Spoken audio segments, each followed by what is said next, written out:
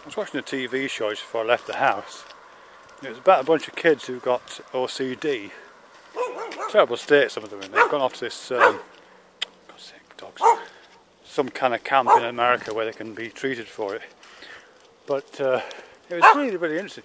And it reminded me of some of the conversations that have been taking place here on YouTube, specifically with P.W. Swivel and Dorian and Professor Anton, Professor Hansen and myself, about magical thinking really.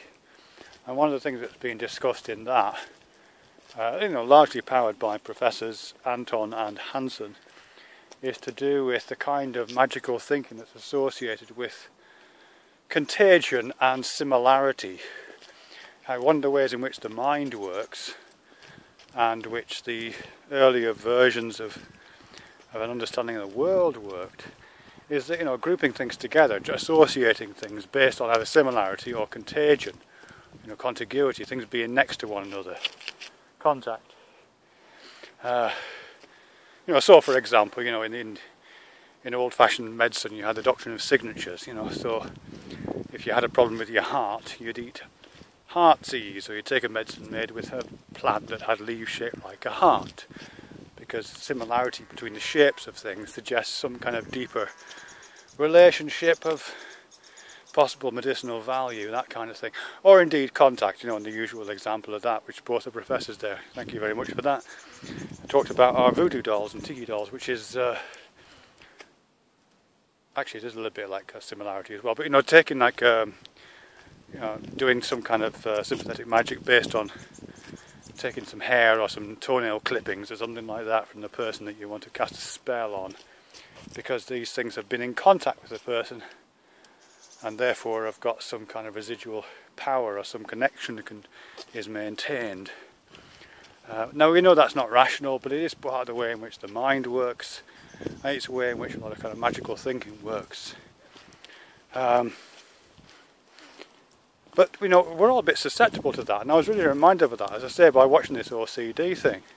Because these kids who are on there, they're so disabled by this problem they've got, that they've got associations built up with particular either bodily movements or things happening to them, or thoughts that they've got, that they have to kind of ritualise certain behaviours or perform certain physical rituals in order to alleviate these things, because there are these kind of magical connections of correspondence, connections based on, as I say, contact or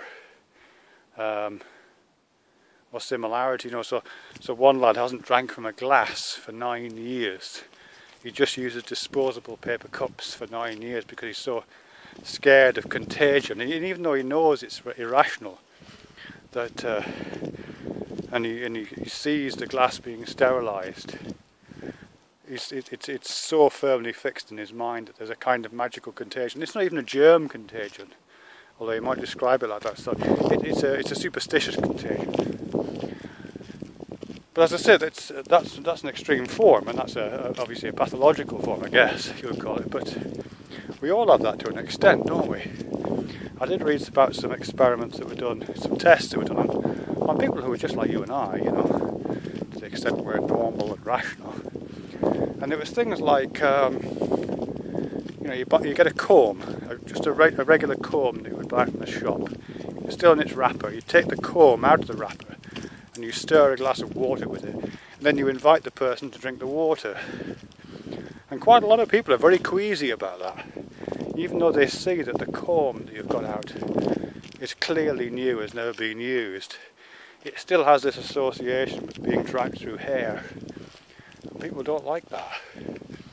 And perhaps a more obvious one is, I've read about a test done involving a sterilised cockroach. You get a cockroach and you sterilise it, and you show the person it's sterilised, and you dip it briefly in a glass of water, and then invite the person to drink the water. And a lot of people will not do it, because it seems to carry a kind of residual contagion by contact with a cockroach, even though they can see that the cockroach is sterile.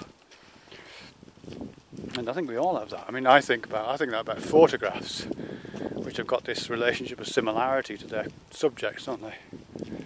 I find it very difficult to throw photographs away.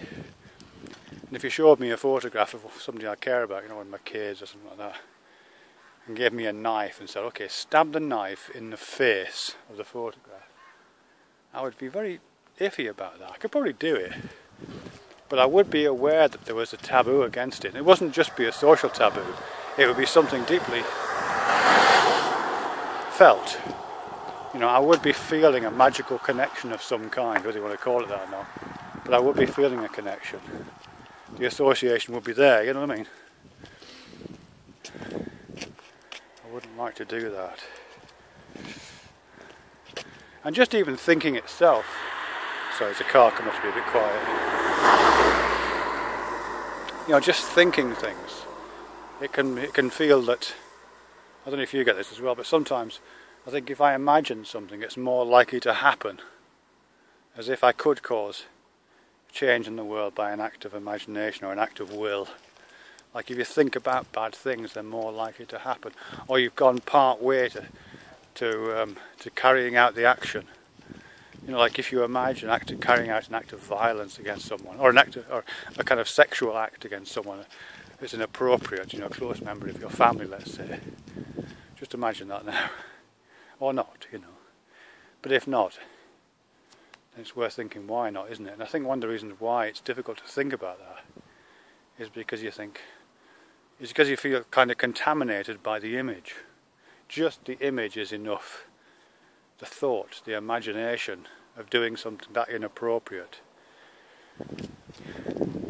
is enough to put you off, because the image is somehow similar, somehow contiguous with, somehow associated with the thing it refers to. So yeah, on that level I think we're all kind of magical thinkers, and probably for good reason. Oh, look at that car, isn't that pretty?